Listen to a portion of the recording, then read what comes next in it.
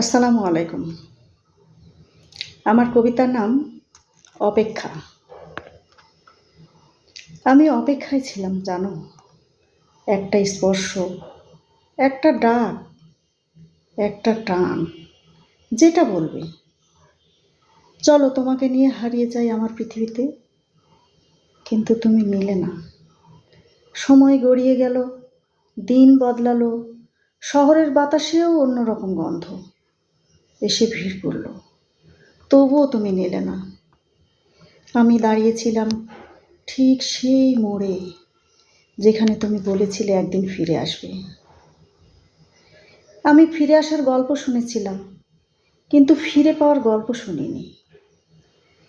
তুমি কি জানো, অপেক্ষারও একটা বয়স থাকে।